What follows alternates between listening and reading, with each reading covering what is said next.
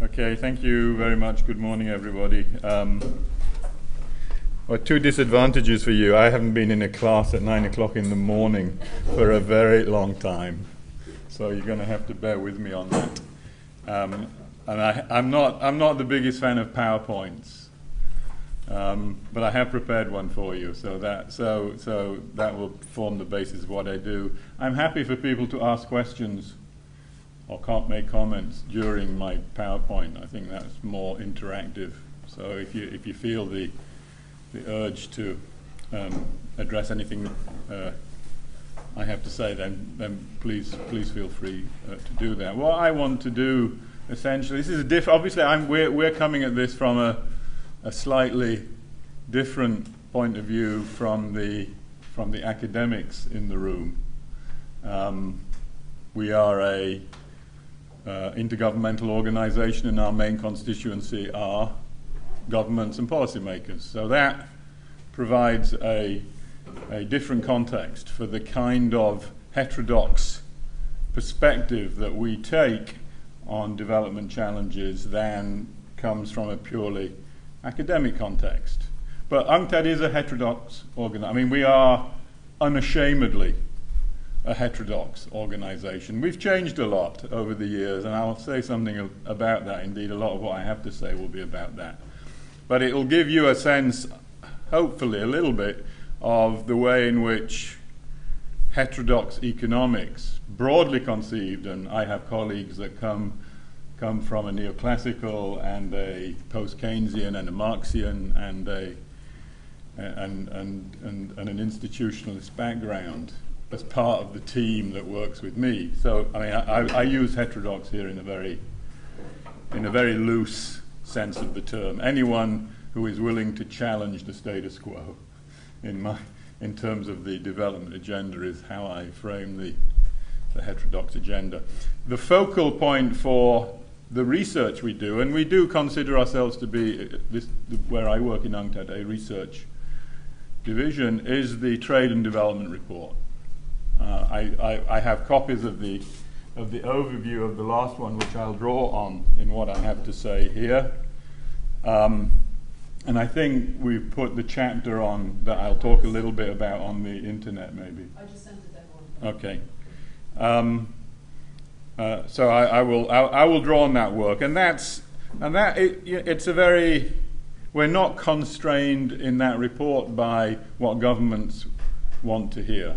So it's a pretty independent-minded report. So that, I think that's important to understand.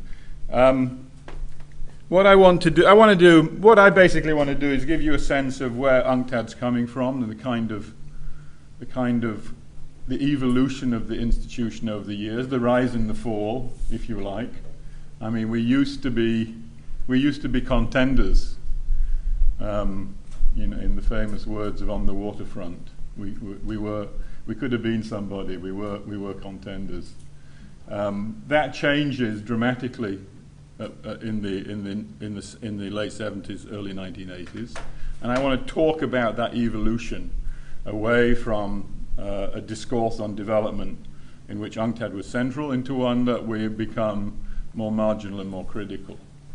And the kind of contemporary discourse on globalization that supersedes the work that we did, and how we understand that, how we position ourselves within that, and the way in which changes in the global economy and the development agenda over the last 10 years are bringing back issues that were central to UNCTAD's early mandate in the 60s and 70s, and once again framing the development challenge. So that's essentially what I want to do for you this morning.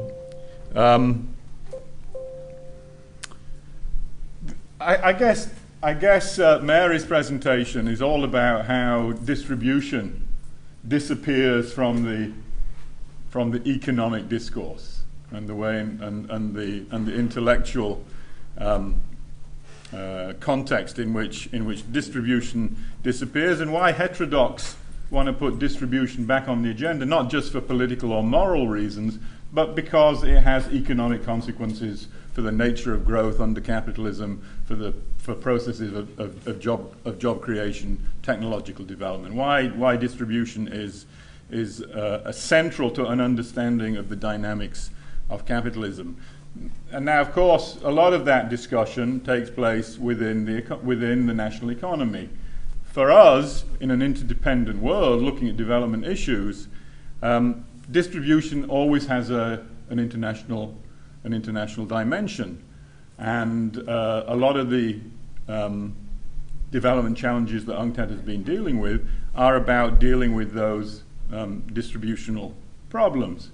The problems of first mover advantages, asymmetries in economic power that translate into biases and constraints and gaps in the international economy that make it difficult for developing countries and their policymakers to forge a kind of inclusive and sustainable growth path, which is what they're all, in one way or another, trying to do.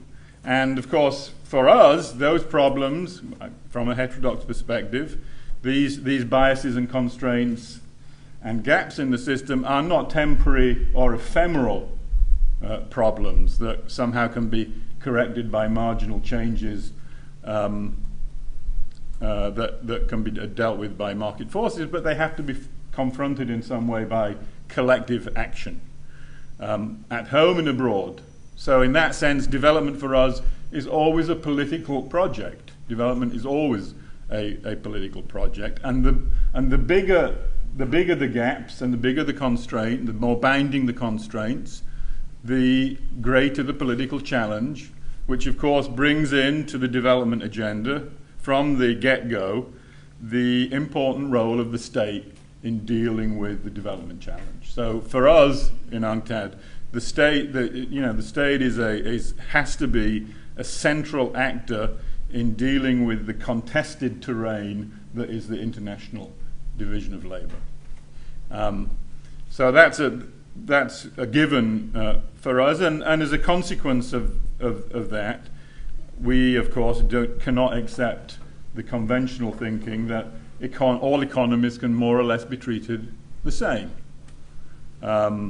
And you can reduce them to receptacles of factors of production and allow the right mix of market signals and rational behavior to somehow come out with the optimal outcomes predicted in conventional economic models. History and institutions matter to the outcomes in development and shape development policy at both the national and the international level. That, for us, is if you take those ingredients out of the story, then development essentially disappears as a serious agenda, and UNCTAD's job is to make sure that development is retained up front and center on the international agenda. So that's the broad context. I'm not going to give you a kind of, it's too boring to give you a kind of blow-by-blow history of what UNCTAD is and and its origins and etc. There's a couple of excellent books that do that far better than I can do. One is John Toy's History of Economic Ideas in the UN System, written by John Toy, who actually had my job. He was the head of the Division on Development for a couple of years in the late 1990s. So he has both. John is a very well-respected development economist, so he has a very solid grounding in development thinking, but also has some experience in terms of working in an international organization. And that's a great book looking at the influence of the classical development thinkers inside the UN, the way in which the UN acted as an institutional context for the kind of nurturing and propagation of development thinking from the end of the Second World War. And a more kind of political economy book, which I think is excellent, is Mark Mazower's book on governing the world, which includes both a kind of discussion on the conceptualization of international governance and a historical account of how that evolved from the end of the First World War through to the current era.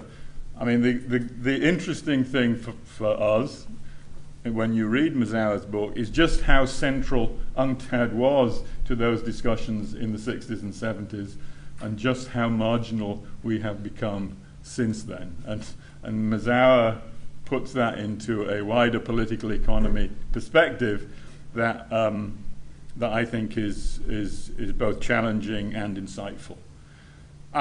Anyone who's interested in the history, when we were created in 1964, I'll say something about that. So we were 50 years old in 2014. We did commission John Toy to produce a potted history of UNCTAD at 50.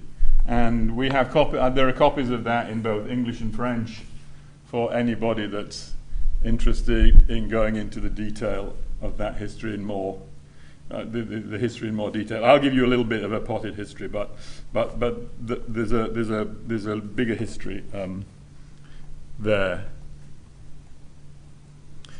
Of course, lots of what UNCTAD does and what we still do comes out of the structure that UNCTAD was born into in the post-war, which is the post-war multilateral order. And I guess lots of you here have worked on that. I'm not going to go into that in any great detail, other than to say that as developing countries became politically independent and tried to marry that political independence to economic success, they of course confronted a set of institutions and rules of the game that were not created by them, that were essentially created by the advanced industrial economies. And the early evolution of the post-Second World War multilateral order, if anything, had moved further away from development than was the original intent. You can see that in the case of Bretton Woods. I mean, there's an excellent book by Eric Helleiner on the forgotten origins of the Bretton Woods institutions, which very clearly shows how in the 1930s and the 1940s, development and indeed developing countries were very much involved in the discussion. I mean, we think of Bretton Woods as just Keynes versus Harry Dexter White, essentially, but it's not the case. I mean, there was the discussion around what was required from a multilateral financial order was much richer than that. And developing countries and the issues of development were very much part of the early discussions on Bretton Woods, and Helleiner documents that very thoroughly. To some extent, they were lost as those negotiations came into fruition and actually concretized into practices and rules. And in the 1950s, there were attempts to kind of bring that discussion back. The idea of a special fund for development, introduced by Hans Singer, the economist Hans Singer, essentially failed in the 1950s, and putting it inside into the UN as a more neutral body, as countries began to experience what happens when you have to deal with the World Bank and the IMF. The experience was not necessarily hugely fruitful for many developing countries. There were efforts to kind of suggest that a more neutral body was involved in dealing particularly with long-term finance. The Special Fund for Development was an attempt to introduce that idea into the UN, and it failed. It got shot down by the usual suspects. A similar thing with trade. Obviously, the International Trade Organization, the Havana Charter, which was the early discussions on trade at the end of the Second World War, had development as a central component of the agenda. So the discussions in Havana were about development. They intimately involved developing countries. Of the 50-odd countries that eventually signed the Havana Charter, more than half of them were developing countries. And it's a very radical document from the perspective of certainly from today's perspective, but even in terms of the discussions in the 40s, it was probably the one part of the discussion that really came out of the New Deal in a very systematic way. So the International Trade Organization had development at its heart, as you all know, I guess. It was shot down eventually in the U.S. Congress, and the only thing that survived was GATT and the rules on reducing tariffs, which was very much a rich man's club. Some developing countries were involved, but they were very marginal to the GATT process. There was an attempt in the late 1950s to kind of introduce development into that agenda as developing countries began to voice their political discontent. The Habeler report, the well-known Austrian economist, was commissioned to write a report on how to deal better with developing countries. Didn't come up with anything very systematic. And then, of course, you had the Marshall Plan, which although it was not dealing with developing countries, strictly speaking, although you could argue parts of Europe at that point, particularly Southern Europe, had the characteristics of developing countries. In my opinion, and we now have a blow-by-blow account of that history by Ben Stile, which, for those that are interested, is worth reading. The Marshall Plan, in my opinion, warts and all, is still one of the most impressive development cooperation agendas you will find in the post-war era. I mean, when you look at it in its totality and the kind of commitments and agendas that it was consistent with, it's quite a remarkable effort in the period immediately after the Second World War.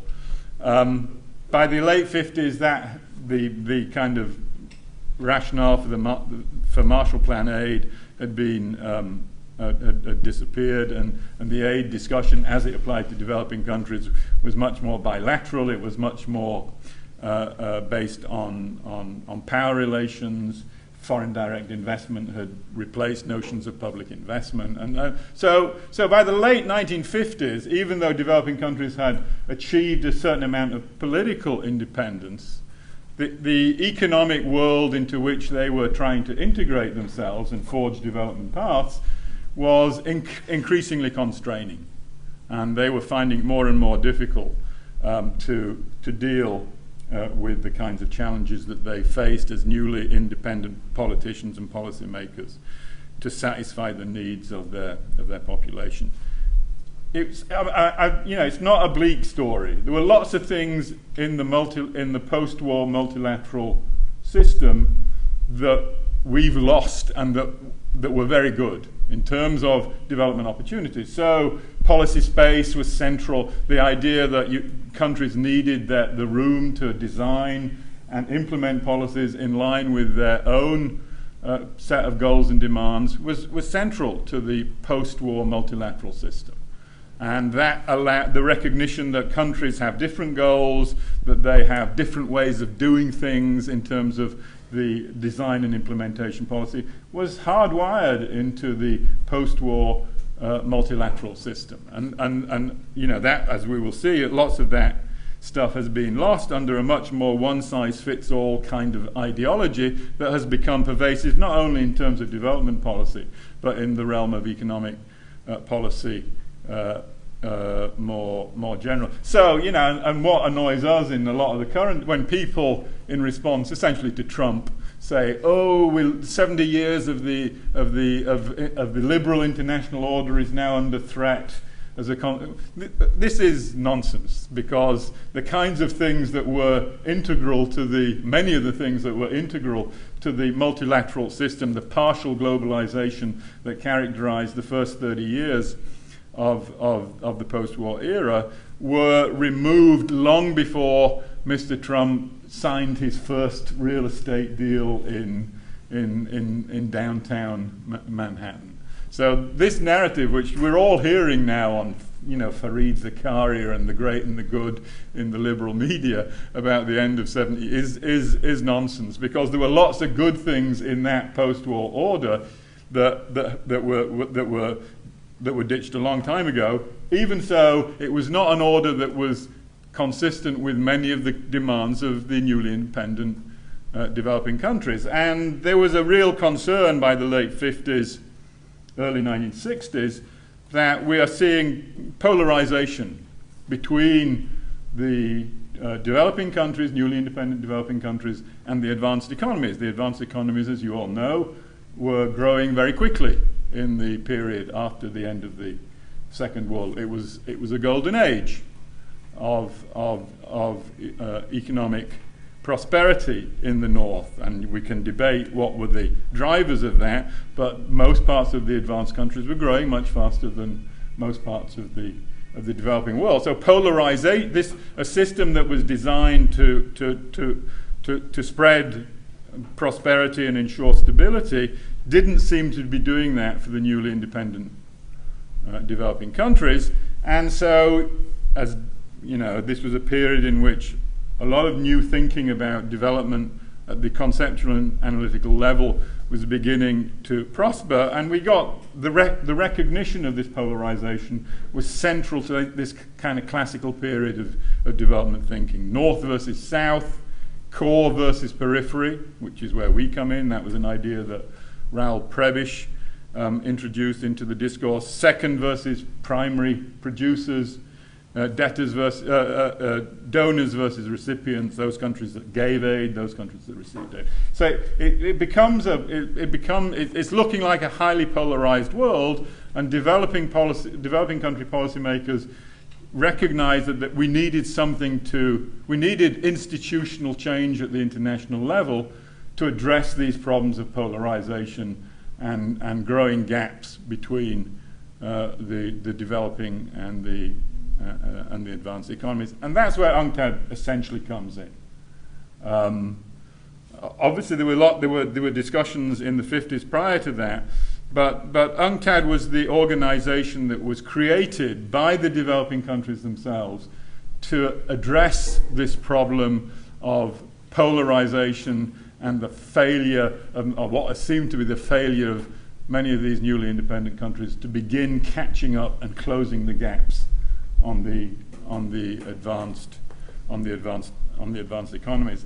And you know, it was grounded in it was a political project, but it was grounded very strongly in the growing body of analytical, theoretical work around the new development economics that emerged out of the Second World War. And Raoul Prebisch, the Argentinian economist who essentially founded UNCTAD, was very much central to those discussions on the way, in particular, in which trade was contributing to these polarization pressures. And so, you know, he was an inspiration for developing countries to sit down and try and fashion a different set of rules of the game that would allow developing countries to break the constraints on their development, to address the biases in the international system, and begin to forge a more sustainable and inclusive growth path. So, what does the UN do? Well, you know, the UN does what it always does. It has a conference. That's what the UN does. It has conferences. We had a United Nations conference on trade and development. Not the first UN conference on trade, of course, because the first conference was the Havana conference in 1947-48. That was a conference on trade and employment. And it's a significant difference, because employment, of course, was the central issue for advanced economies in the late 1940s, coming out of the experience of the Great Depression.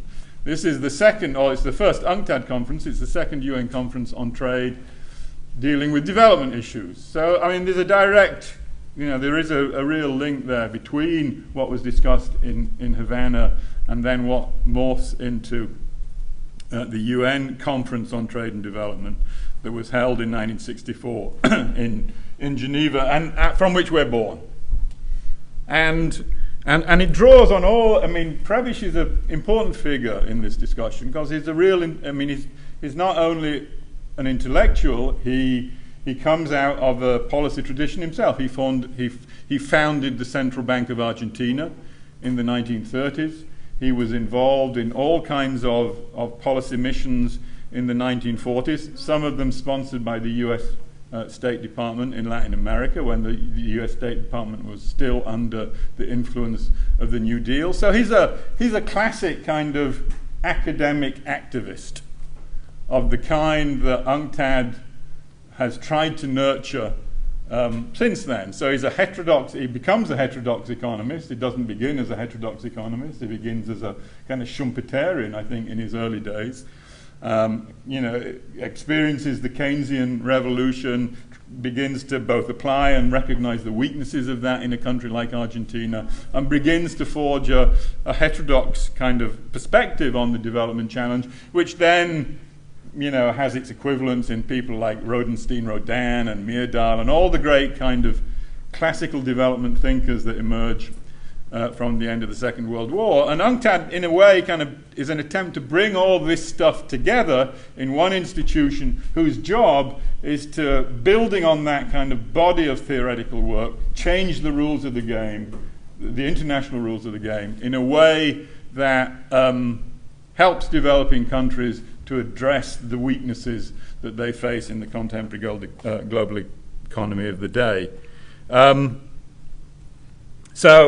So Prebisch produces a document towards a new trade policy for development that has this very simple, kind of modest task of how do developing countries grow at 5% a year, given the constraints that they face, and of course, as soon as you begin, it was not at the time a particularly ambitious goal. Developing countries were already growing at 3.5–4% a year, so it was a surprisingly unambitious goal, which required surprisingly ambitious changes to the rules of the game if it was to be achieved. And that, of course, is for the reasons that you all know about development, and the reasons that Mary talked about. That development is not just a matter of throwing more inputs at the problem. That development is not just about growth and increasing the amount of capital and labor one can productively combine into a growth story. It's about structural changes in the economy. And the need to raise productivity through diversification, particularly, of course, through industrialization, which was seen by almost all developing economies as the fundamental goal of development policy at both the national and international level at that time. And UNCTAD remains, interestingly enough, I guess we remain industrial fundamentalists when it comes to development. Lots of talk about leapfrogging the industrial. I'm sure you've all been subject to it, about leapfrogging the industrial stage. The digital revolution, the services revolution. The industry is nothing special. UNCTAD. We come out again, the heterodox tradition, Kaldor, Rodenstein, Rodin, there's something different about industry when it comes to driving growth through structural change. And we can talk about that for those people that want to. But that was central to the debates in the 1950s and 1960s. We think it's still central to the day. Our Trade and Development Report of 2016 revisits this story in light of what has happened, particularly over the previous 30 years. And we haven't changed our minds on that. And we try and present evidence to that approach. So in that sense, UNCTAD is just part of this tradition of post-war development thinking that has these issues of diversification, industrialization, strategic integration at the heart of its position in the early 1960s. Of course, it's a contested terrain. So what the conference does is it not only presents these intellectual ideas, I think for the first time, to a multilateral intergovernmental audience, and beyond. The Pope shows up You know, I guess that's an endorsement of some kind. I'm not sure what, but so it wasn't just. We weren't just. It was not just an. This is not an academic exercise, right? It's an attempt to really shift the terms of the debate, and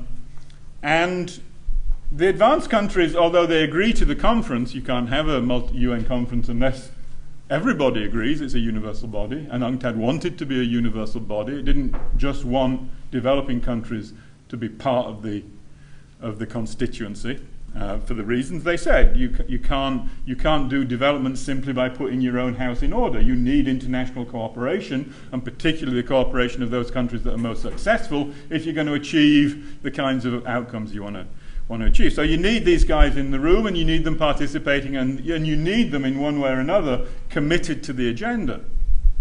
And that's where the struggle begins, of course. So we have, in UNCTAD, the conference agreed to a set of 14 or 15 principles. I guess they're readable here. That were part of this attempt to change the narrative, right? And they're surprisingly, in a certain sense, they're surprisingly innocuous, right? Against sovereign equality of nation states, freedom to trade and dispose of natural resources, narrowing income gaps, increase export earnings of less developed economies. You can read them there. Excuse me, this might be a little bit too specific, but what was the position of the United States opposing the sovereign equality of nations? It's a good question, I don't know the exact details of that discussion, but it stands out. I mean, well, the US didn't want UNCTAD, first of all, right? So it doesn't want. I mean, you can see this. They voted against just about every single one of these principles. They didn't want UNCTAD. They went along with it. Remember that Kennedy had introduced the UN Decade of Development in ¡61. And they were worried about the discontent that they were beginning to see in their own backyard in particular. And they were concerned. So, the politics of the time forced the United States into agreeing to be part of this. If the US had said no, this would not have happened. But when it gets to the nitty-gritty, it doesn't really want it. It doesn't want it to go any further. So you have developing countries that want this to become a permanent part of the architecture, and you have the advanced economies, many of them saying, look, this is just a one-off for you to air your to spout off and just to let off steam. They were uncomfortable having agreed to it, having accepted the process that eventually comes up with a set of principles that developing countries that certainly felt would at least begin to level the playing field. Then they have to vote on it. This is the UN. This is what we do. And it's quite telling. It's quite telling who the distribution of votes. I'd forgotten about this. Harry Johnson. I don't know if you all know Harry. Harry Johnson was a famous neoclassical trade economist, and he wrote after the first UNCTAD conference and into the second one, he wrote a critique of what was going on from his perspective. And Johnson was I don't agree with him, but Johnson was a very kind of classical, very thorough scholar. And he wrote a book, from a history point of view, it's very interesting to read, John. And he puts this in the back of his book, and I'd forgotten about this. But looking at it again, because certain things have not changed for us. So the countries that always oppose UNCTAD, and still do, are what we call the JUSCANS countries. It's a group. UNCTAD is the membership of UNCTAD forms itself into groups because the big developing countries form a bloc, the G77, which is our political bedrock. That's the group of 77 developing countries plus China that were involved in this conference. And it was a very solid group. So UNCTAD was born on the basis of this very solid political bedrock that allows us to do a lot more than most other parts of the UN system. So in response, developed countries formed a group.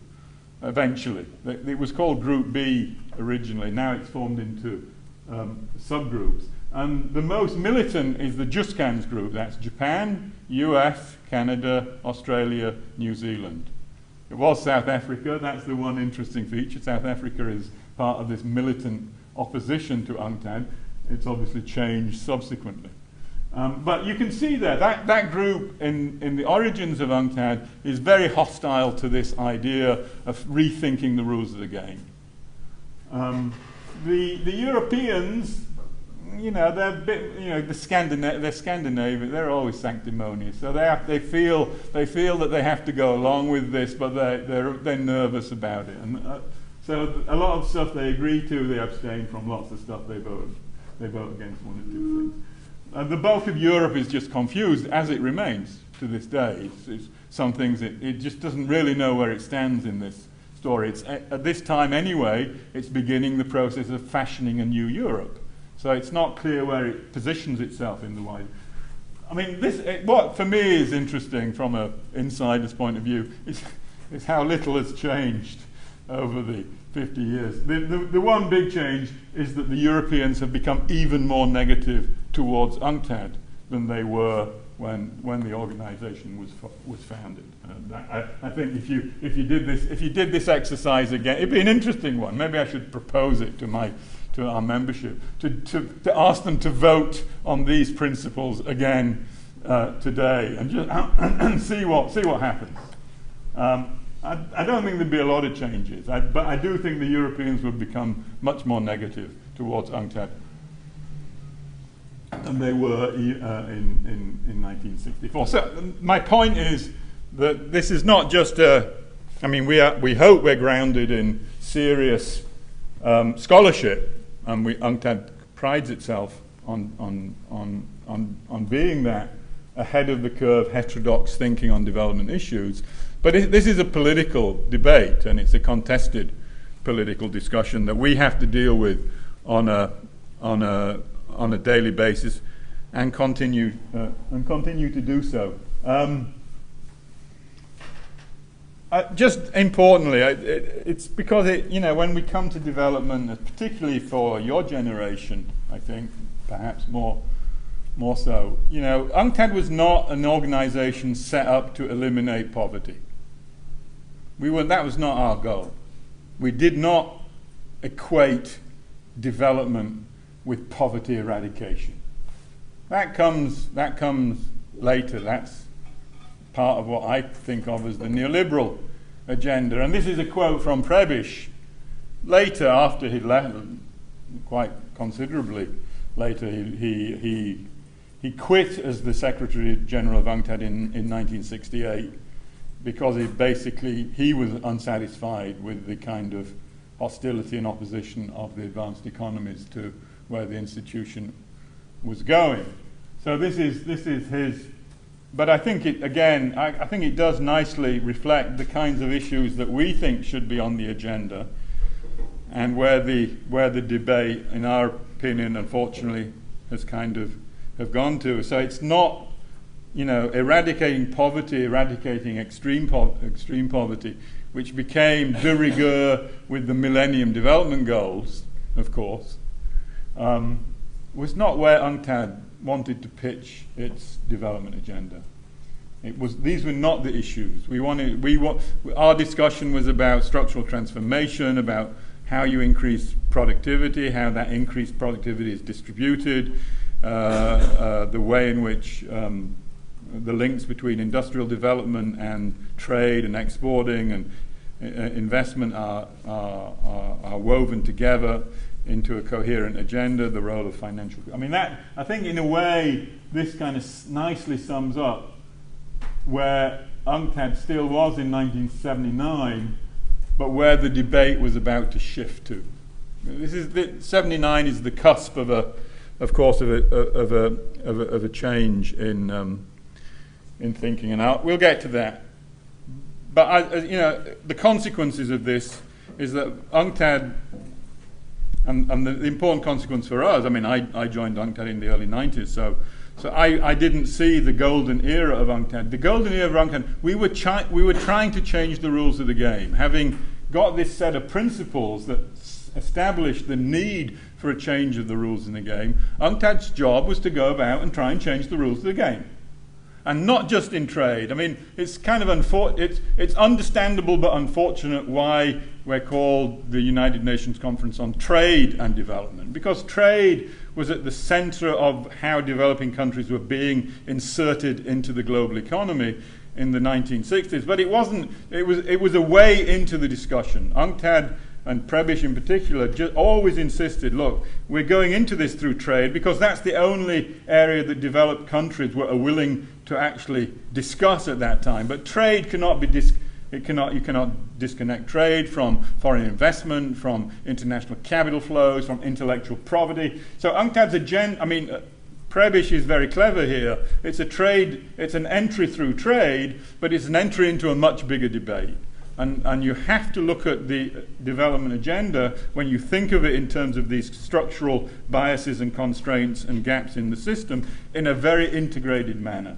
And so UNCTAD's agenda from day one is a very broad-based agenda. So we're dealing with, and these are some of the stuff that we did in the period before 1990 to try and change the rules of the game.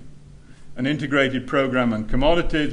There was an attempt to establish a fund to support both commodity prices and the process of diversification. Didn't get very far, but it was an attempt to do what was very much central to the kind of analytical agenda that had been discussed in the 50s.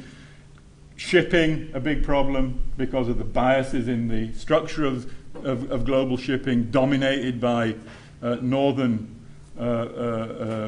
ship owners. We wanted a conference on liners, on shipping, to change a code of conduct about how these people should behave towards developing countries. We wanted a code of conduct on technology transfer, because it was recognized that in this kind of story, the ability of developing countries to get hold of cutting-edge technologies would be a critical part of any sort of sustainable and inclusive development path. We wanted a code of conduct on technology transfer. We set up that never came to fruition, although it nearly did, derailed in the late 1980s. We wanted rules on controlling restrictive business practices, international big business.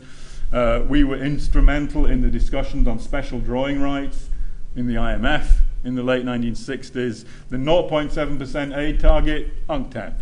Everyone knows about it. Nobody, and including most people who commit themselves, recognize that that was UNCTAD's work that came up with the 0.7% target as one. Debt relief, debt restructuring in the 70s. UNCTAD was the only institution dealing with this issue and calling for debt relief already in the mid-1970s. New rules of the game, arguing for some sort of sovereign debt workout mechanism to ensure that when sovereigns get into problems of indebtedness, that they can extract themselves in a timely and fair and transparent manner rather than being subject to the whims of creditors. Identifying the least developed countries as a set of countries that are particularly vulnerable, that need their own set of problems, their own set of responses to deal with this. And of course, culminating in the idea of a new international economic order, which is what developing countries began to fight for from the mid-1970s, a real radical change, a fundamental change in the rules of the game, working from inside the UN system, in which UNCTAD was de facto the secretariat for thinking about the broad set of issues that would be required if a new international economic order was to be fashioned. And in a way, that becomes a pivotal moment. There was a lot of work put into that. There were countries, including some European countries, that got behind this idea. There was a belief at the end of the 70s. The 70s was a turbulent decade, that this might actually come to fruition. It's killed by Reagan, essentially walking out in Cancun in 1981. I'll come to that in a second.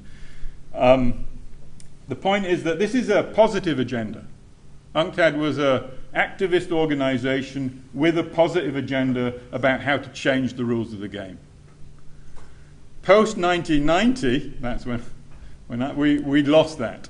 We become essentially a critic of of how the world was moving, because it begins to move, as I will talk about in a second, in a very different way from what people anticipated in the 60s and the 1970s. And we essentially then move from being an activist organization with a positive agenda to essentially being a critical organization with a fairly negative agenda, criticizing the way the world is going. And we haven't done, that's always a difficult space to be in. You're against the mainstream, and the mainstream was very powerful. And I think we've done some things in that period that are worth flagging, and I will flag them. We've reintroduced the notion of policy space. Everyone talks about policy space. It was UNCTAD that reintroduces that discussion in the early 2000s. The idea never went away, but the term policy space is reintroduced against, spitting blood from the advanced economies who just didn't want to hear about this idea in negotiations in UNCTAD for the conference in Brazil in 2004. But somehow we managed to get it in. It's an UNCTAD term. Everyone uses it. Christine Lagarde uses it, for God's sake. It must be legitimate. So it's become part of the discourse. UNCTAD reintroduces that into the development discourse. Premature deindustrialization. The idea that developing countries who should be in the middle of an industrial revolution, seeing larger shares of output being created in industry and manufacturing, more jobs but in fact are moving in the opposite direction, losing jobs and output when they should be creating it. At levels of income that are clearly too low. It's an UNCTAD concept. Who is it associated? I'm sure you've all used it, or at least you people dealing with development. Danny Roderick. Danny Roderick is the person that discovered premature deindustrialization. No, he's not, actually. We used the term about 10 years before Danny kind of somehow monopolized the idea. These are intellectual contributions that UNCTAD continues to make. Through the Trade and Development Report, we have the World Investment Report. I guess people who work on foreign direct investment probably use the World Investment Report mainly for figures, I hope, because ideologically it's a neoliberal document, which tells you a lot about UNCTAD, but it has lots of useful statistics in there that people who want to work on foreign direct investment need to use, and so it's a contribution in that sense. They do investment policy reviews. We have some technical assistance projects on sovereign debt management, on customs, on improving customs system. But this is, compared with what we had before 1990, this is a pretty shallow agenda. So I just want to say, what I want to do now is to give some idea of how we got to that place. I just threw this in this morning, so it's not very well done, which, as I said, I'm not very good with PowerPoints. Prebisch is always associated with the idea of import substitution industrialization. That's what the UNCTAD and Prebisch were for import substitution industrialization and against export-oriented industrialization. And anyone who picks up a Prebisch text, and certainly the text that framed the UNCTAD as early as '64, knows that that's not true. That Prebisch had, in the 40s and 50s, out of necessity partly as a Latin American policymaker, where countries had been forced into import substitution industrialization because of the circumstances, not out of any great ideological conviction, but because global markets had collapsed, and there was simply no way in which they could sell a lot of stuff on international markets, and they were forced into that agenda. But Prebisch himself, from a very early day, already in the early 1950s in ECLAC, was warning about an undue reliance on small, fragile domestic markets, and that given that all developing countries, if they were to industrialize successfully, would have to begin through large amounts of imports of capital goods and intermediate goods. They would have to be able to export to begin to close the balance of payments gap that results from that kind of acceleration of growth. And he never advocates in any sort of simplistic way an import substitution industrialization strategy. He was always looking to see how you could find ways of marrying strong capital formation with a strong integration into the global economy, including through exporting. So the investment-export nexus that I'll come back to shortly was always an important part of the Prebisch story, and certainly the work that we've always done in UNCTAD on this issue has never advocated import substitution industrialization as a comprehensive strategy. Should countries should countries look to add more value domestically by substituting foreign imports for domestic production? Yeah, of course they should. It's what China does. It's what China has done amazingly successfully for the last 15 years. If you look at China's growth story, it's an export-oriented story. No one denies it. But it's been remarkably successful at ensuring that more and more of the stuff that goes into exports is produced domestically rather than imported from overseas. And that's a story that is very Prebischian. I don't know if that's a word, but it is now. So that's the idea that I'm sure you all hear, that UNCTAD is somehow about import substitution industrialization is I think a myth. Of course, it becomes an important part of the myth as the thinking about development begins to change in the 1970s, and we see the beginnings of what we all loosely call the neoliberal development agenda. And the neoliberals essentially begin with a negative agenda. They begin kind of harping at the kind of stuff that we were doing and other development-oriented economists. They didn't like classical development thinking. They didn't like the focus on production. They didn't like the focus on industrialization. They didn't like talk about inequality. They didn't like talk about strategic integration. They thought policy was overly biased towards the urban economy against the rural economy. I mean, they didn't like all that stuff, and they were very. Most of these people kind of were on the margins, significantly enough, sniping at the conventional agenda, which was a more heterodox agenda at that time. So you got people in the World Bank and elsewhere, universities, the familiar Chicago and other places.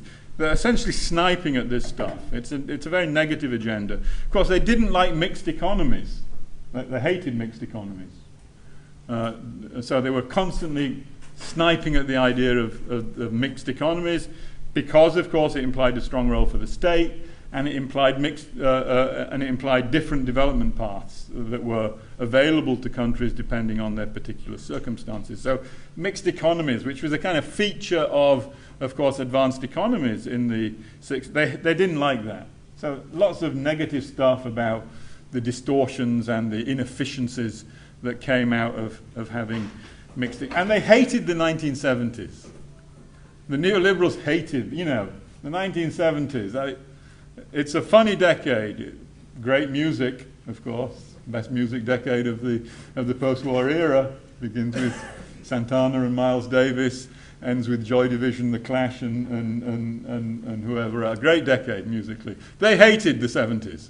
Did the neoliberals. Probably tells you something about them. Why? Because it's a very contested decade. Of that, there's no doubt. The stuff that Mary was talking about, the profits were being squeezed in the 19th. The profit squeeze argument comes to the fore in the and it's not just profits being squeezed by militant labor in the advanced economies, its profits being squeezed by rising costs of inputs imported from the cost of energy goes up because the OPEC countries begin to organize and challenge the fact that they had not been generating the kind of income they expected from their ownership of natural resources. So distributional struggles are not just within the North, but they're a North-South. They're part of the North-South discussion. That's part of the new international division of labor, the new international economic order. And of course it was as a consequence of rising distributional pressures against weakening productivity growth, is a mixture that's almost guaranteed to increase inflationary pressures, and of course, you know, the classical position of the neoliberals against inflation and the damage that causes is something I'm sure you all know about. So they hated the 70s. But it's a very negative agenda. The neoliberals are very negative in the 1970s. You know, they hated the UN. They hated UNCTAD. I mean, these are institutions that seem to embody the kind of promotion of ideas that they think are the cause of the problems that are being confronted both in advanced and developing economies. I was going to as a nod at Mary and the Bayrock tradition, I was going to do something around myths and paradoxes in this presentation, but I didn't get time to do it, unfortunately, because Paul Bayrock, of course, was famous for using the myths and paradoxes framework for telling different stories about drawing on economic history about the world in which we live. There is the 1970s is a mythical decade. It's a mythical decade in the advanced economies, and I think it is in the South. And the amazing thing when you just look at the kind of growth performance of the 1970s is it was pretty good. And it was certainly pretty good in developing countries. Developing countries here are the ones in the I don't know what is, light purple, I guess, is it? Mauve, I think is the word. And it was a decent decade for developing countries. They were growing. I mean, developed countries struggled, but they didn't struggle often as much as they did in the 80s. But the 70s was a good decade for developing countries, which of course is partly why there was so much hostility from the right towards UNCTAD and towards the new international economic order. So there's a lot of myths about, I think, the 1970s that need to be. Well, I've done something here that I shouldn't have done. Okay. Of course, what happens at the end of the 70s, and this is a pivotal moment for UNCTAD, is the debt crisis. So during the 70s, as these countries boomed, as commodity prices were rising, as commodity exporters were gaining revenues, there was a lot of borrowing going on by developing. Interest rates were negative. It was the rational thing to do, to borrow heavily in the expectation that you invested that money wisely and there would be benefits down the road in terms of sustainable growth and increased public and private revenues, etc. So, I mean, so part of the 1970s was the recycling of petrodollars to the developing world. Of course, that ends when Paul Volcker decides that he's going to squeeze inflation out of the US economy through hiking interest rates up to 16, 17, 18%, whatever Volcker did when he became chairman of the Fed. The dollar strengthened, and countries that had bought commodity producers, the price of commodities declined as the US and other economies went into recession, and so developing countries were massively squeezed on all fronts, and many of them were unable to pay down the debts that they had acquired during the previous decade, and many of these countries, particularly in Latin America and sub-Saharan Africa, went into debt crises and were forced into the welcoming arms of the Washington institutions, the IMF and the World Bank. which provided the opportunity to redirect the development agenda in a way that was, of course, radically different from the things that UNCTAD had been talking about and development economists had previously been talking about. And we get the origins in that period of what becomes known, I guess, by most people as the Washington Consensus. And you know the policy recommendations, I'm sure, that are seen as being the right response to making the needed adjustments to economies that had become heavily indebted and were now in a debt crisis. The usual austerity, I mean, crudely, austerity plus opening up, right? I mean, fiscal discipline, tax reforms, broader and more modest tax rate and declining marginal rates, competitive exchange rates, privatization. You know that story. There's always a debate on the Washington Consensus about whether this was a neoliberal agenda. People like Williamson, who coined the term Washington Consensus, have always rejected the idea that this was a radical departure, that it was a shift towards a neoliberal agenda. They always see it as a kind of technocratic response to a set of economic imbalances that had to be addressed through macro discipline, greater market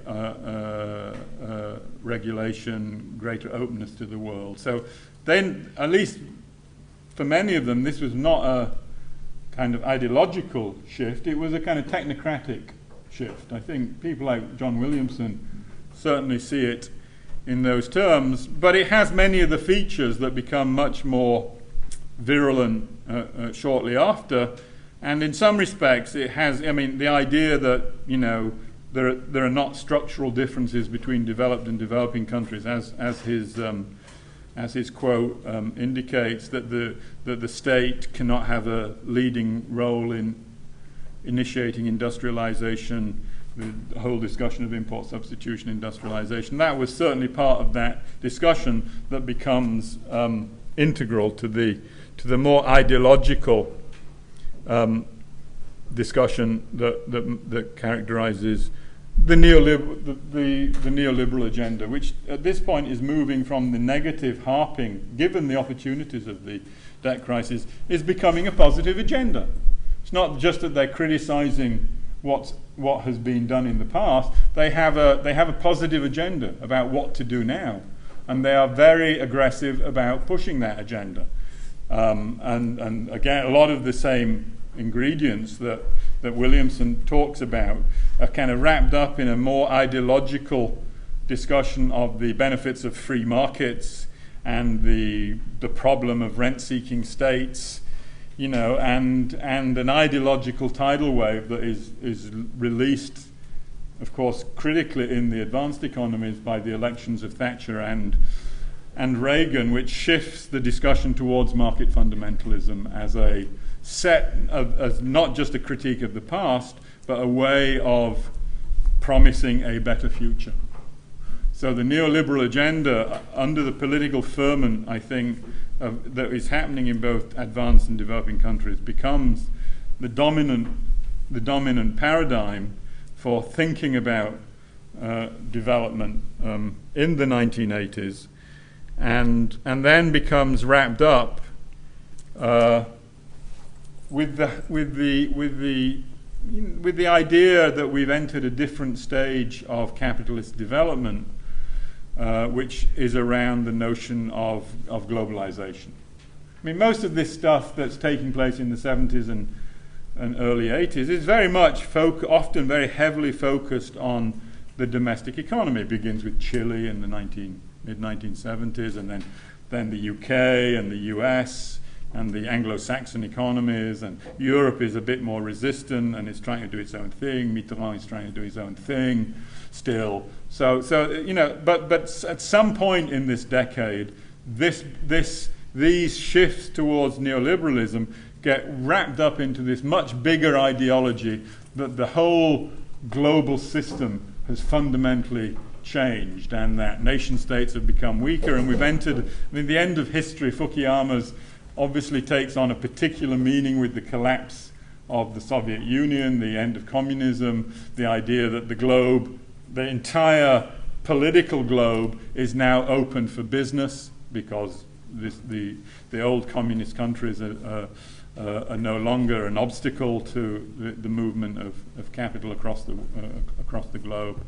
The technologies have figured in the death of distance. Francis Cairncross, who was an editor, I think, of the Economist magazine, wrote this book famously in the mid-90s that somehow, technology had destroyed distance and that those traditional spatial barriers were no longer significant. And then you get the end differences don't matter anymore. This is not Milton Friedman. This is Thomas Friedman, and the world is flat kind of ideology, which becomes the kind of meta philosophy in which neoliberalism more generally, I think, is perpetrated. And this is a quote from Friedman's book, which I think I think it's typical of the time, really, of the thinking about the nature of global capitalism at the end of in the mid to late 1990s, and free markets and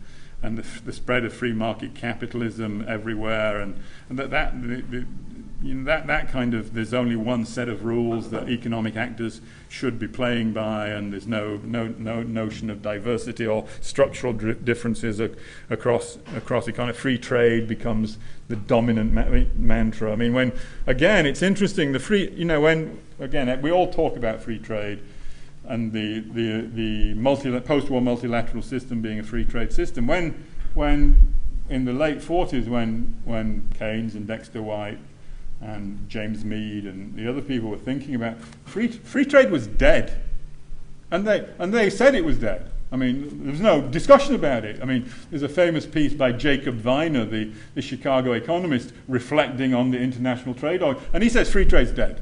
No one takes free trade seriously in our world. And of course they were right. There was the idea that you just have to, free everything up somehow in terms of cross-border flows, and the world will improve. It was considered to be kind of mythical thinking in the late 1940s and early 1950s. But now it comes back in the late 1990s as the big mantra. It's all about free trade. And I'll come back to that and you've got, of course, you have, then you have these people. This is one of my favorite quotes from the globalization troubadours who go around singing about this at every potential conference, from Davos to wherever else they hang out. I mean, I can't read it without hearing the person who says it kind of sneering away. But I don't know if you can guess who that is. It's Tony Blair. But it's just the perfect kind of, it's just perfectly kind of symbolizes the way in which this discourse about globalization and free markets and free trade and the wonders of cross-border capital flows and international, that was the world, and it's not Blair, it's Clinton and Schroeder and the whole gang of people that had, across the political spectrum, that had this early I think this was a comment at a Labour Party conference in the early 2000s, that this had become the dominant way of thinking about development. That's what you do. You free up trade. You create a hospitable environment for large international firms, and everything else will fall into place. Apparently that's what China's doing, according to Blair. That's what China did to kind of become the fastest growing economy in the world in the late 90s, early 2000s, taking 500 billion people out of poverty. How? by freeing up markets, opening up to international business, and selling stuff abroad. That's the story. Of course, the irony of that is that even as this stuff was kind of grabbing not only the intellectual high ground, but also obviously part of popular discourse too, there was actually another debate going on in the 90s about East Asia, because the early proponents of neoliberalism had latched onto the East Asian economies as being a vindication of their agenda, the agenda that the Washington Consensus and its more virulent strains of neoliberalism had somehow been defended by pointing to Korea and Taiwan and Hong Kong and Singapore and to some extent the second tier in Thailand and Malaysia. So, you've got famous studies by Ian Little and by the people of the MBR did this massive study with Kruger and Bhagwati on experiences with trade liberalization that they thought proved that, the market fundamentalist agenda works because it worked in East Asia. But at the same time, you've got all of the kind of undercurrent of not either non-economists or political scientists or heterodox economists who are being forced to look at the East Asian experience and come up with a completely different interpretation of what was happening. And you know these people. Robert Wade at the LSE, Alice Amsden at MIT, Harjun Chang at Cambridge, were offering a very different interpretation of what was going, in which the state, the bête noire of the neoliberal agenda, becomes the animal that is actually responsible for these success stories in East Asia. And the World Bank weighs into this debate in the early 90s with its East Asian Miracle study, which again they claim proved that their kind of policies that had been promulgated through structural adjustment programs had been proved to be right, because that's what the East Asians did. That was money that was funded by the Japanese. The Japanese were not happy with this interpretation because they didn't see their post-war historical experience in the adjustment programs of the 1980s in Jamaica. I mean, it didn't kind of gel with them. And interestingly, the Japanese asked UNCTAD to come up with a kind of second opinion to the world. Needless to say, our second opinion was not very similar to what the bank was offering. It was closer to Chang and Amsden and Wade, and we put early TDRs were about that, and we put out issues of the Journal of Development Studies, the Cambridge Journal of Economics that promulgated some of those ideas. I don't think it's particularly innovative. What we did do, which I think is innovative for those people that are interested in that experience, and again, reflecting the heterodox tradition, we did look very hard at the links between profits and investment and exports in the East Asian story from a kind of Kaleckian kind of perspective. That was something that I think it's kind of original. I don't really think that Alice or Harjun or those people kind of had that in their story.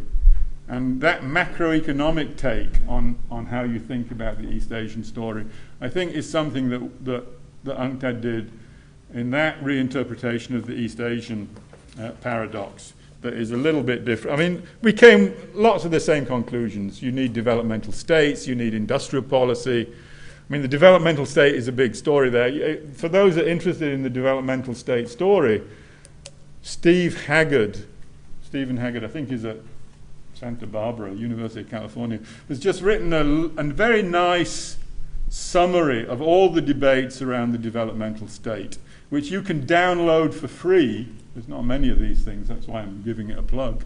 You can download for free on the Cambridge University Press website. So for those people who work on the developmental state, it's a very nice review of the entire literature that revolves, a lot of which of course revolves about how you interpret the East Asian project. Well, how am I doing for time here? You have another 20 minutes, or we can start discussion. Oh boy. Okay, I better speed up. Because I want to get onto what I want to get. I haven't got onto where I want to get onto right really now. So I mean, I think so. So we have a story of globalization around free trade, and the economists chipping in with their nice models of win-win and how it's a win-win world, and so the political philosophy and the conventional economic thinking kind of comes together in the late 1990s. Distribution disappears from the story, etc. What we all know. Of course, it's not what was happening in the world, because trade was not what was driving this whole new globalization story. It was not a trade story. It was as you all know, and I'm sure you've been talking about this in previous lectures here too, the big driving force of globalization at this time was finance, not trade. You know, the collapse of Bretton Woods, the emergence of the US as a financial hegemon post-Volcker. That was the story that was really recasting and reshaping the global economy. Financial flows explode, capital account openness becomes de rigueur, financial deregulation at home, explosion of financial flows, cross-border financial flows, is what is really the heart of the story of what we begin to call, as others have called, hyperglobalization. Not the kind of globalization of free trade and perfect competition. That's not where the big dynamics in the global economy were heading from the early 1980s onwards. It was all about and beyond financial flows and capital account opening. A lot of this talk that we've in UNCTAD also picked up on, of course, that there was something different about the way in which finance was being structured around this notion of financialization as being the kind of dominant force recasting not only economic relationships but political and even cultural relationships too. And you know, it's not an easy concept to grasp, I don't think, necessarily, financialization, because it's clearly it's multifaceted. It's not just about the growing share of the financial sector in the economy. It's about this emergence of esoteric financial products and shadow financial institutions. It's about the kind of channeling of entrepreneurial energies into new financial products and the reconfiguring of risk, etc. The way in which financial calculations have begun to reshape corporate decision making, the way in which policymakers have been caught up in the need to manage and promote this kind of dynamic. So it's a complicated story, and I'm not going to talk about it. I think you've probably talked about it in your presentations already. But again, UNCTAD, I think, not originally, but from the early 1990s, we become part of the discussion of the way in which unregulated finance is reshaping the global economy in new ways and in complicated ways for UNCTAD, because clearly in that world we warn developing countries about downside risks, but we also see some countries being able to benefit from this more open financial system. And so, you know, there's talk about the rise of the South in the early 2000s, the fact that developing countries have decoupled from growth dynamics in the North. You know, we have to grapple to some extent with the paradoxes that financialization has created in our world of development thinking and development policy. And we've written a lot about this, and I don't want to talk about this so much in what I want to, you know, the Great Moderation. I mean, we exposed the Great Moderation for what it was. It was a grand intellectual fraud, I think, essentially. You know, this was a world of increasing economic shocks, of increasing crises, a world in which, while financial flows were exploding, real capital formation was declining. You know, it was not a stable world. economic growth did not take off in the way, at least systemically in the way. I don't want to go. What I want to finish on quickly is what I intended to talk about, but I haven't got there quite yet, which is another dimension of the internationalization of capital that people often, because of the fixation with finance, have tended to put to one side. And that's true to some extent of heterodox as well as orthodox economists. And that's the role of the multinational corporation in this story of hyperglobalization.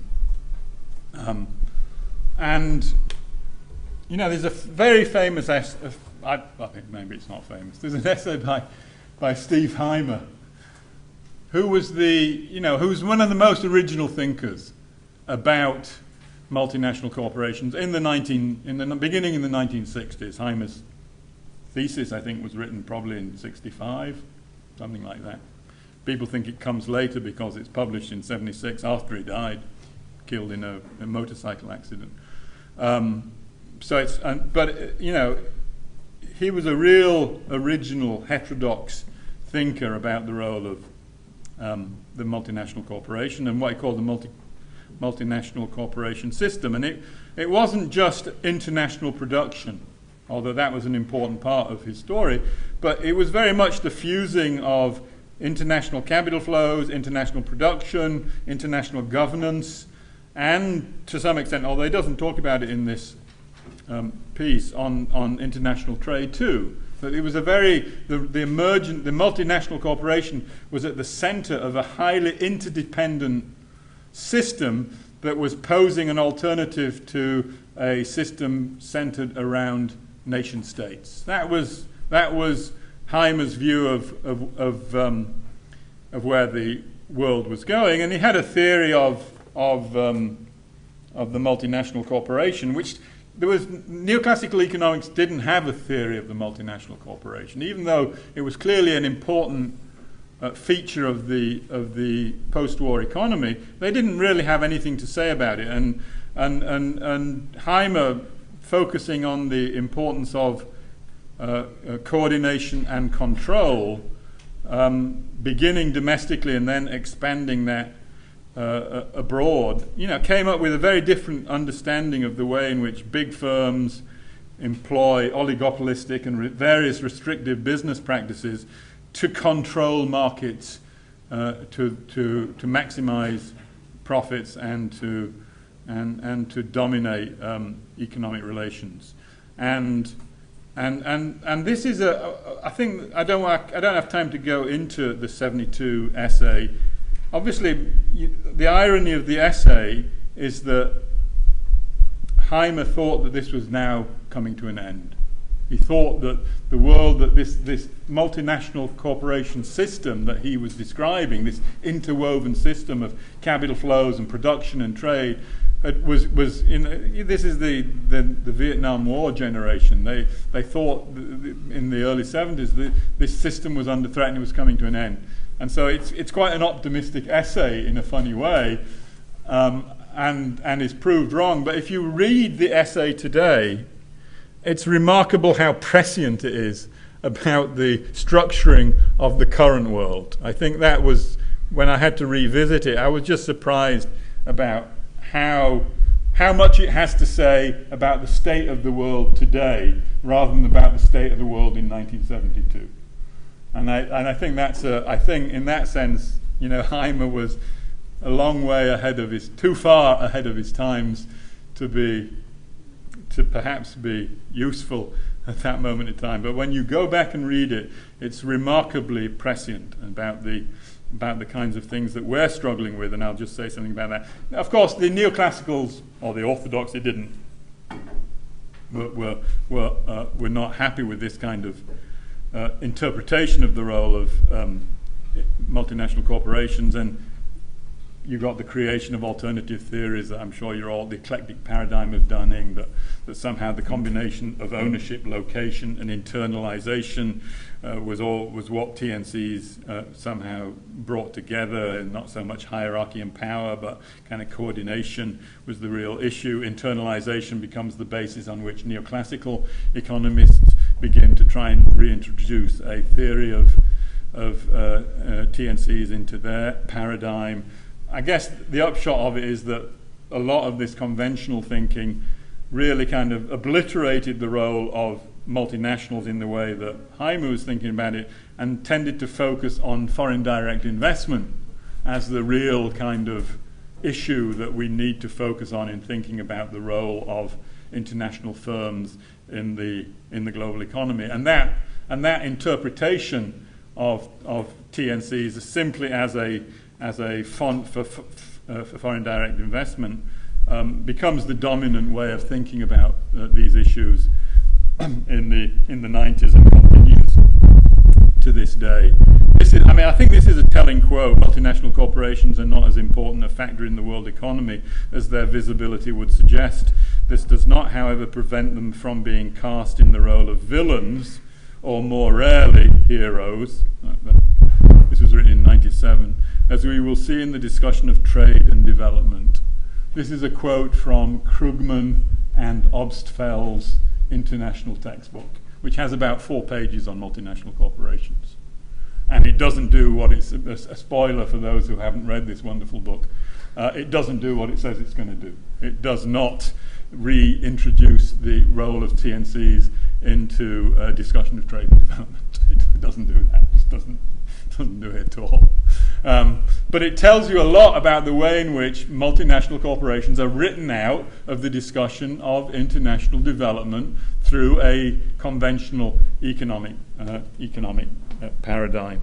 And in a way, I don't want to go. The literature on FDI, for those who do it, is the worst part of international economics that you will find. It's appalling conceptually, and it's appalling statistically, including the people who work with me, because half the statistics are simply made up. Half the statistics are simply made up, and the other half you don't know what you're talking about.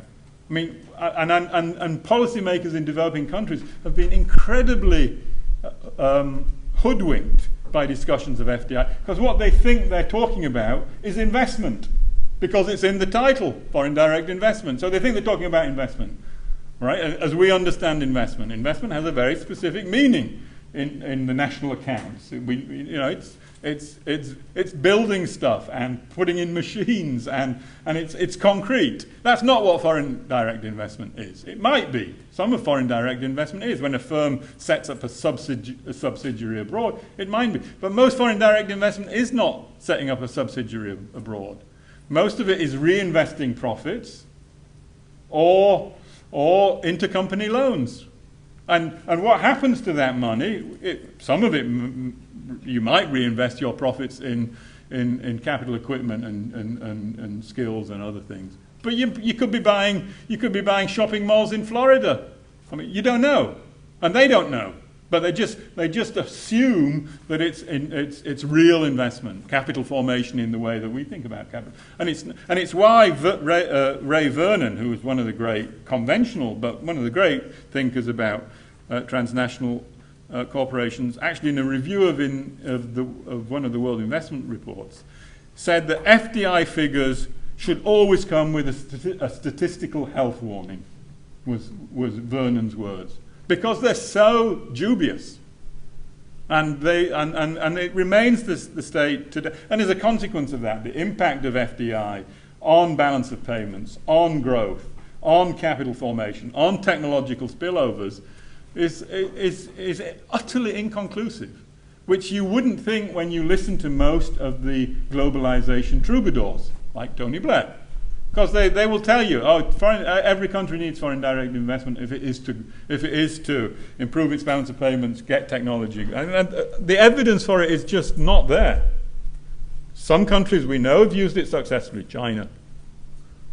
South Korea used it successfully. Didn't use very much of it. The inflows of foreign direct investment into South Korea are smaller than most African countries in terms of the share of capital formation or GDP. Small, tiny. Taiwan's a bit bigger, but not much. Hong Kong and Singapore use more of it. Of course they did. They're city-states. They're not countries. So there's an appalling literature. The FDI literature is you think the trade literature is bad. The FDI literature is far, far worse. And the global value chains, which is the latest iteration of this kind of work, is something that we come across, of course, all the time, because having promised FDI would deliver what they're doing now in the WTO, they've discovered global value chains, Lamy and Baldwin, and that's now going to transform the world. If you get onto a value chain, if you're that's what you have to do. If you're a developing country, you have to get into a value chain, because there's no other way to develop and industrialize and upgrade and grab technology than participating in a value chain. That's it. That's your story. Again, we can talk about that. It's a long way from Heimer. It's a long way from the world in which financialization of firms has become a way in which corporations behave. So the stuff that we've been looking at, the way in which financialization has shaped corporate, doesn't even figure in any of these discussions of global value chains or international corporate. You would think that the financialization story is something that might happen at home, but as soon as these firms trip across the board, they're transformed into kind of paragons of virtue and benevolence, or something like this. So all the stuff that Heimer was worrying about hierarchies and monopolization and rent-seeking of these large international firms, just disappears from this literature. There's no discussion of it. In most of it, there are exceptions. But most of that discussion has been wiped out, and in a way, what we're trying to do now, and I'll end here, in the Trade and Development Report recently, is to bring back, is to marry the financialization story with the focus on the role of large corporations and their rent-seeking behavior in the contemporary hyper-globalized world, and the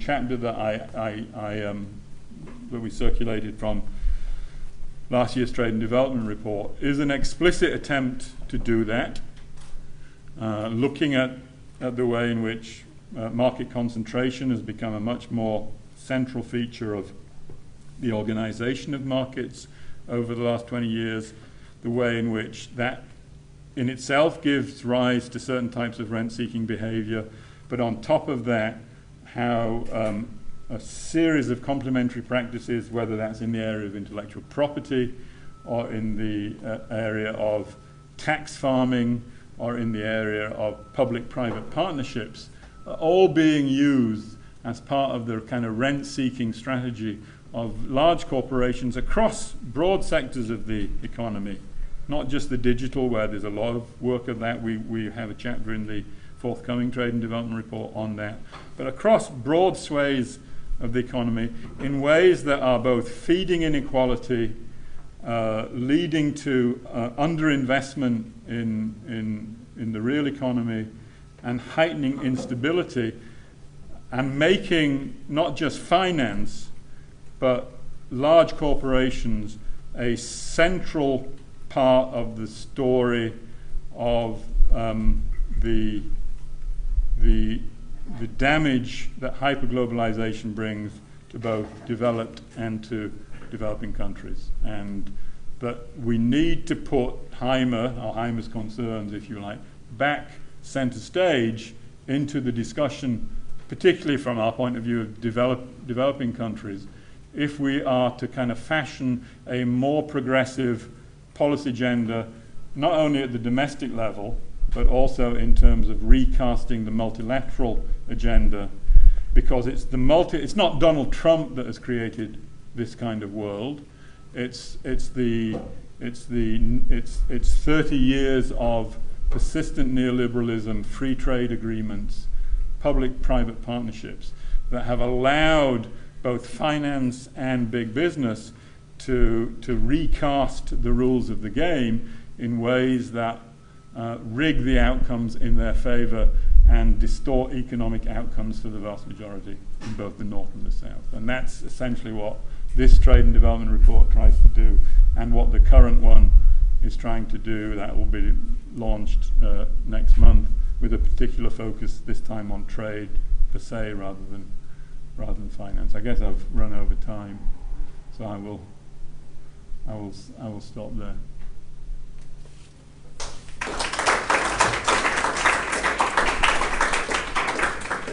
Questions? On the FDI stuff, I'll just jump on the bandwagon and say that international accounting standards actually they dictate that FDI sources are, origin source is not the same as final source. So even in transfer payments, you don't really know the real origin of the investment. But my question is actually about the role of sovereign wealth funds in this, in the development narrative and what you think about that. I mean, we haven't looked at it. We have done some work on it. You know, I mean, because there's a big literature about emerging about new opportunities in international finance that somehow are going to be more development friendly. That includes sovereign wealth fund. It includes the new development banks in the developing world, the Asia Infrastructure Bank and the new development. But somehow these are opening up, and I guess we're sympathetic to the argument.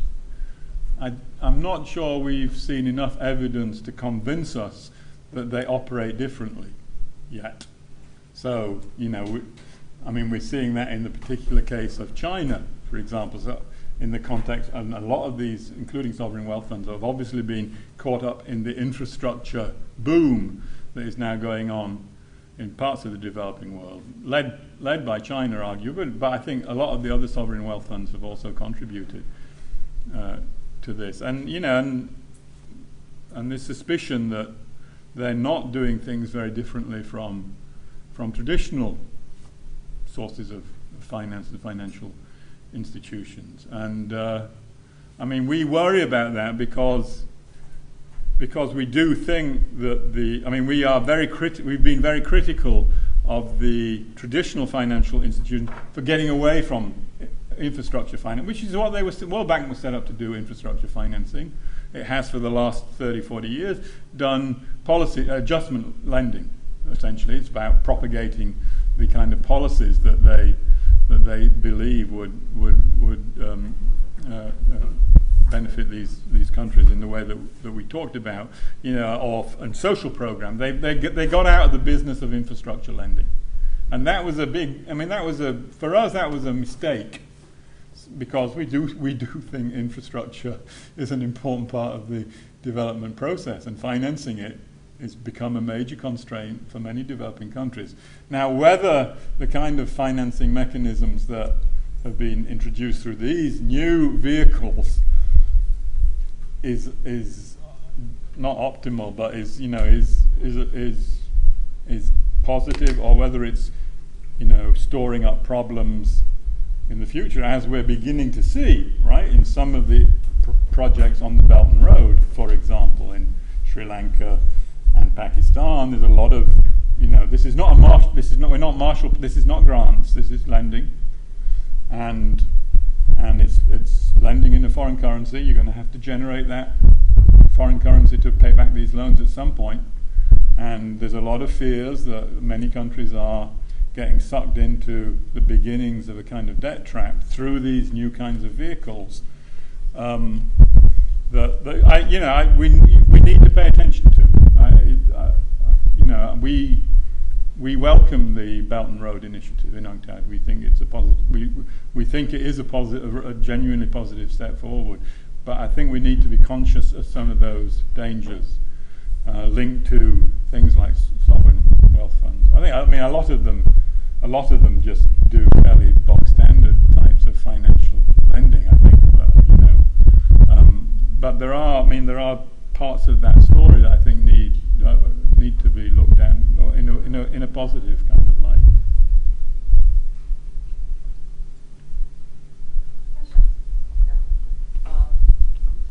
In your story, somehow we see the interaction between states and governments from developing countries are supposed somehow to have like united goals of development.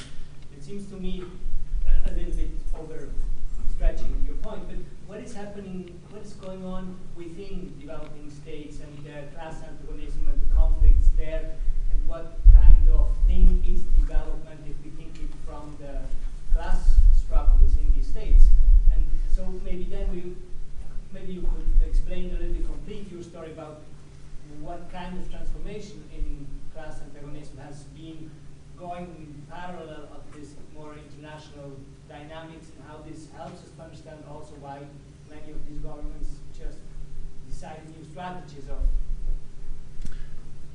A good and difficult question, of course, for international bureaucrats like myself.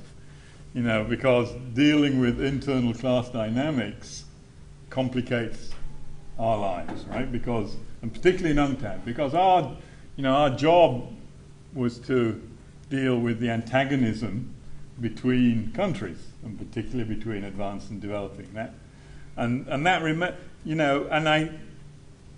I think we've got sucked into, we have been sucked into a more class-oriented discussion over the last couple of decades. It begins with the East Asian story, because in a sense what we say is the success of the Asian story is that it's a profit-led growth story, right? So one way of kind of bringing in the class story is to think of growth in terms of profit versus wage-led growth, right? And when we look at the Asian stories, the East Asian stories, we see successful profit-led growth stories. And but the question is that, you know, lots of other developing countries are pro-capital without being able to generate profit-led growth stories, right? I mean, including Latin America, for example. So then our work has been about, well, you know, what are the policies that the East Asian economies have employed to make profit-led growth a successful strategy. I mean, there are people, you know, who are trying to think about, if you like, wage-led growth strategies for developing countries as a kind of alternative. More, and I guess you would argue a more progressive alternative too.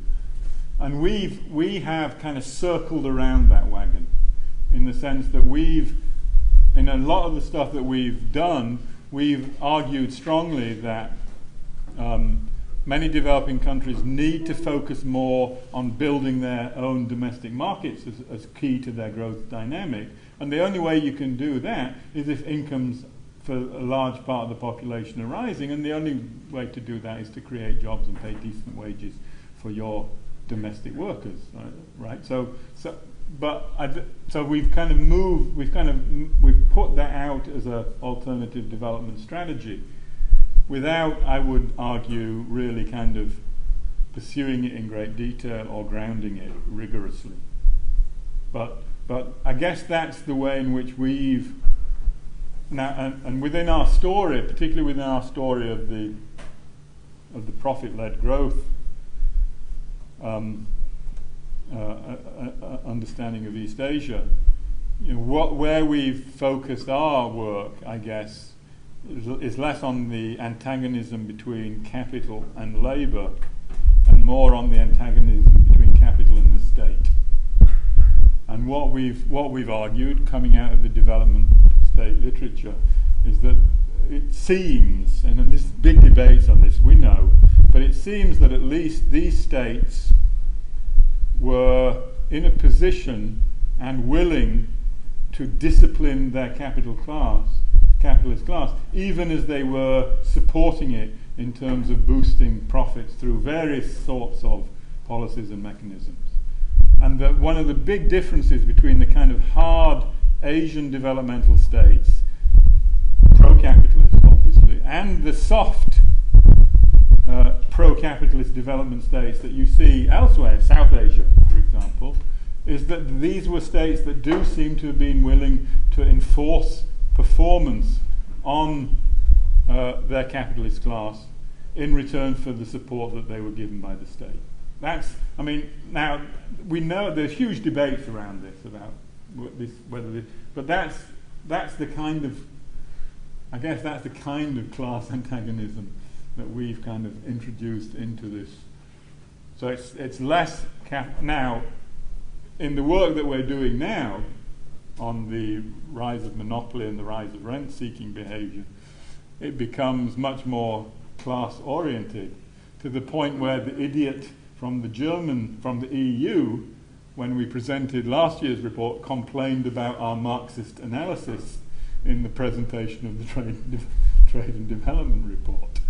So, to which I have to point out that we were drawing from Adam Smith and David Ricardo and Joseph Schumpeter in our understanding of how rents operate in a capitalist economy. But as soon as you focus much more on corporations, on market structure, on rent-seeking behaviour, then you kind of begin. Now, and it's not a comfortable work, because we as UNCTAD, our job is not really to criticise. It's not first and foremost to criticise developing countries, right? It's first and foremost to criticise the international rules of the game, which we say are rigged in favour of developed countries. And our independence to some extent comes from being able to do that. As soon as you lose the support of developing countries, or we do, then that space that we've carved out for ourselves becomes more problematic. We do it. Our work on Mexican global value chains in the 2000s, where we warned that the way in which Mexico was inserting itself into the global economy using global value chains and essentially exploiting its cheap labor, obviously drew the wrath of the Mexican government. Fortunately, Mexico was on the verge of joining the OECD, so we didn't really care. These are problems that we have to deal with as an international bureaucrat that you don't have to worry about if you're simply operating within a university or think tanky, more traditional think tanky kind of world. Yes, thank you very much for this presentation. I have two questions. One question is more a technical one about FDI. So you emphasize the problem that we had with FDI. Is there some venue for some improvement in terms of statistics? Or, I don't know, for example, in trade statistics, we have this new credit value added that gives a new picture about international flow. So is there something like that in FDI? And the second, that's the discussion that you just raised, and I think it's a fascinating discussion. For example, there is this phrase from Milanovic that is very interesting, that we are moving from a world where from Marx to Fanon to Marx. So that's it's called, but the idea that 19th century class struggle was at the core, then decolonization, 20th century development agenda, and right now back to class struggle, but more at international level. But that's terrifying for an organization like UNCTAD. That I would like you to a little bit stress what is your opinion on the class dimension, the North-South dimension, and their evolution in the current period. And the third point is, in fact, we had this discussion yesterday about this issue of monopoly power, economic rents, and it's linked to financialization. And what I would like to know a little bit more, maybe if you can say a little bit more about that, about the relationship between the industrial logic of that and the macro logic of that. We had very raised some question on my presentation on that issue. I think it's very important to me, because you have this vertical logic where you can have concentration of wealth and so on, but what's the link to the macro logic of financialization, which you think is interesting? So thank you very much. The last one we're still thinking about. So I think Mary had some problems with the chapter around this that we wrote in the 2017 TDR.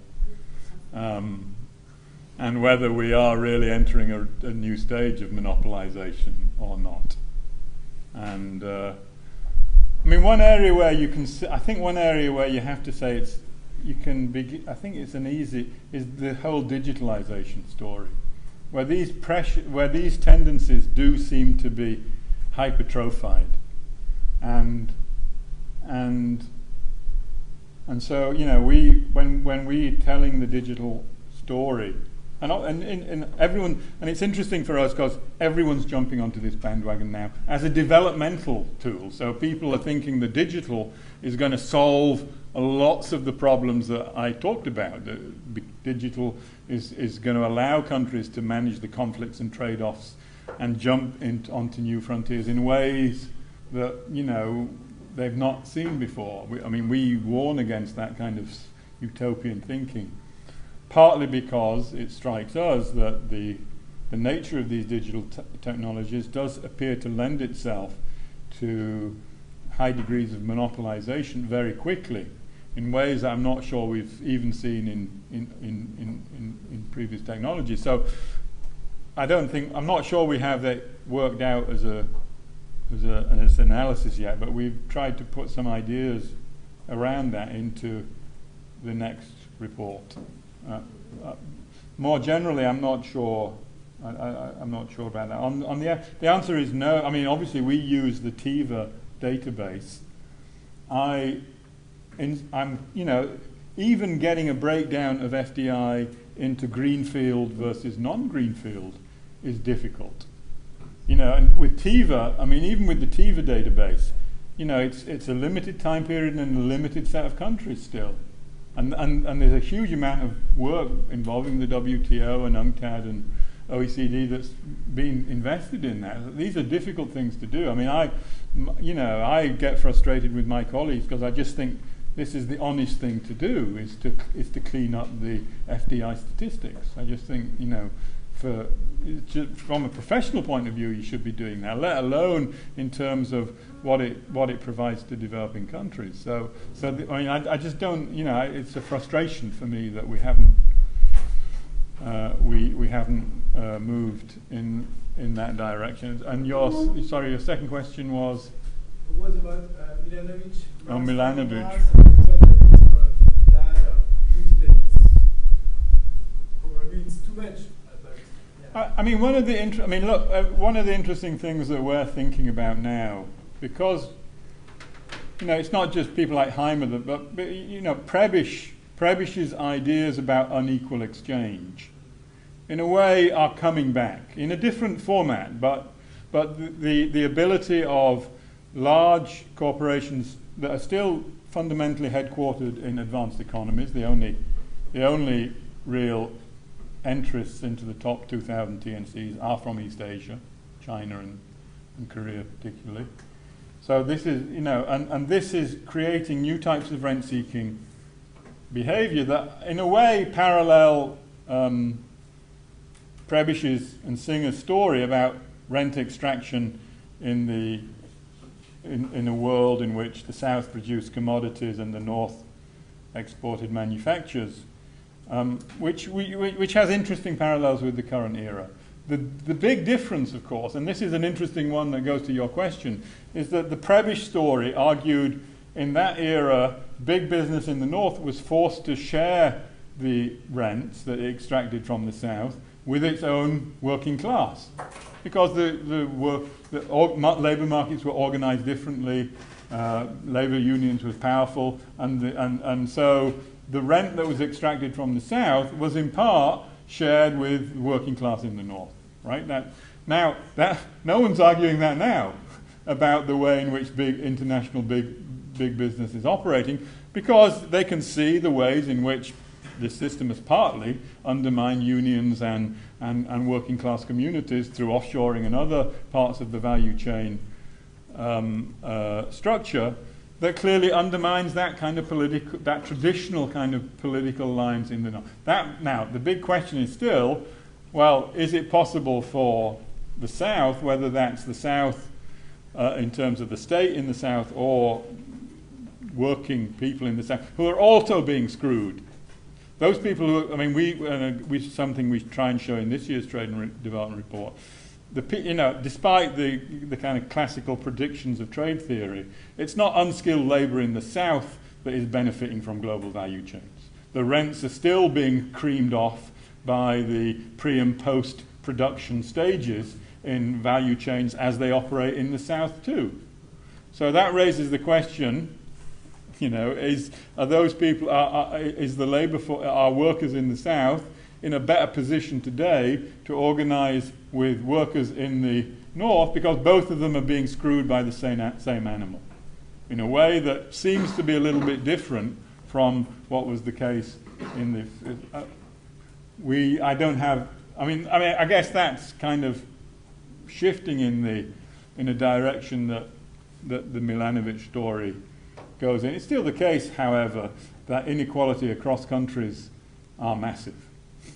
It's not that those differences have somehow, I mean, China's the big exception, we know, but you know, it's not the case.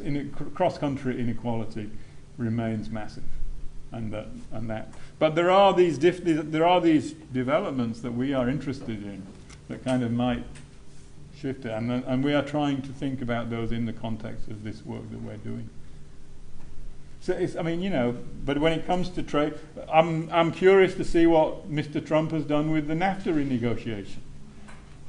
That's an interest. I mean, you know, because the argument is, well, I mean, at least the piece I saw in today's FT, business. It's the businesses, or at least the Republicans who claim to be pro-business, who are claiming that it's giving too much away to workers in both the U.S. and in Mexico, in whatever now.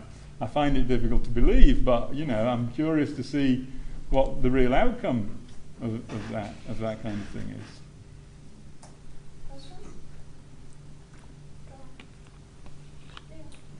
Yeah, just on that note, I just wonder, I mean, I think probably it's not Trump's intention to destroy globalization. I think he's trying to renegotiate it in a very high-risk fashion. But nonetheless, there's the possibility that he has some serious disruptive outcomes here. So he's already, you know, scrapped TTIP and TPP and so on. So I wonder whether you see that as potentially opening some development space for emerging developing economies, as those kind of big trade agreements are at least put on hold, if not ripped up entirely. And the second part of the question, I suppose, is what's your take on South-South trade? Is there the potential for southern states to decouple from the global north as global value chains are potentially upturned by these sort of trade upheaval? And could there be a reorientation amongst southern states? I mean, to the first one, I mean, I suspect the answer is yes. I mean, the disruption should be opening opportunities to developing countries to revisit free trade agreements, right? I mean, you know, what did Voltaire say about the Holy Roman Empire? It was not holy, it was not Roman, and it certainly wasn't an empire. Free trade agreements, he'd say the same. They're not about freedom, they're about tying the hands of governments and screwing your workforce. They're not about trade, they're about everything else, right? They're about state-owned enterprises and intellectual property and rules and standards behind borders.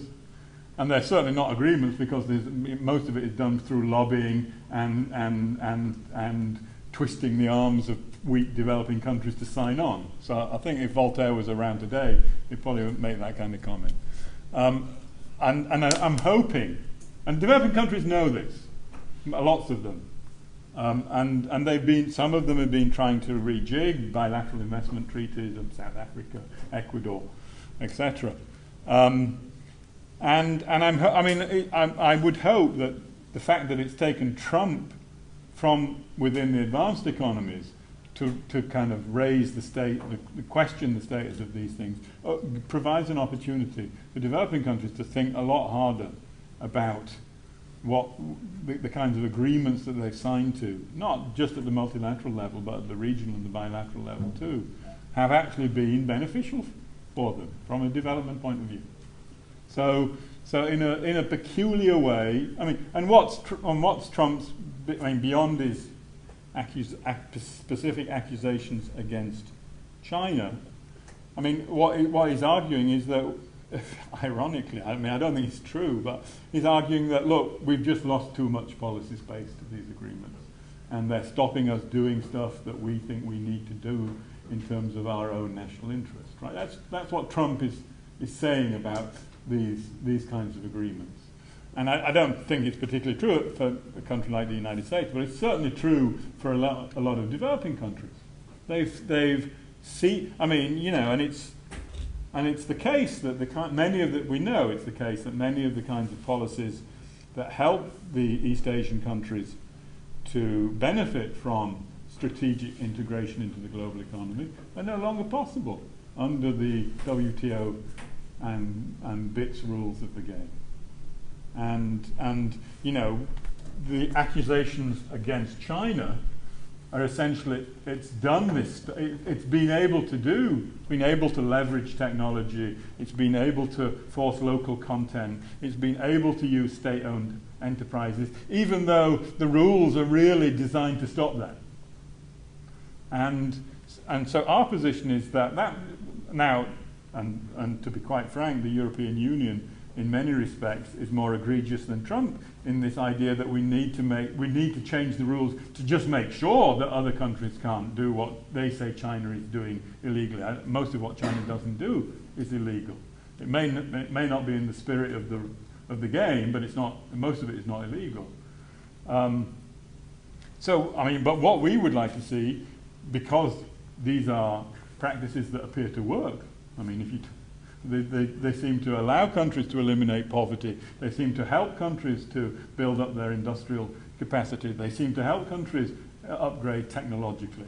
So what I want to see is a change of the rules that is unambiguous about allowing these kinds of successful development-oriented policies to be part of the game. That's, I think, what a progressive multilateral agenda should be about. The European Union is going in the opposite direction. It's saying, no, we need to change the rules to make sure that nobody can, there's no grey areas here, that no one can really use this kind of stuff. So I mean, what we hope is that developing countries, and there are elements in there, will actually see this as an opportunity to you know, they know they've been screwed by the Uruguay round. Most countries know they've been screwed by the Uruguay round, but they don't have a alternative narrative that can become part of a persuasive argument about changing the rules of the game. And so, you know, progressives miss this kind of narrative that was dominant, still around in the 60s and the 70s, about a new international economic order and backed up with research and analytics, strong analytics. And I hope that in his own utterly perverse way, Trump is going to bring that back into the discussion, I guess. Yeah, thank you very much for your talk. And so you mentioned that Untitled has been addressing this issue of the increase of rent extraction, rent seeking on a global scale. And I'm wondering what other international institutions do look into this and come up with, well, discuss it, but also discuss ideas of how that has an impact on the global structures, dynamics, possibilities for developing countries, like which institutions do look into it, and if and how? I mean, the interesting answer is that lots are beginning to. So the OECD, as you know, in the context, do I have to stop? Yeah, I'm really sorry. Can we have that on the coffee break? Because half of the people need to leave right now, and I have forgotten to take a picture of all the groups. So before I chase people with luggages, can you all just come here? Thank you, Richard, for your talk. Sure.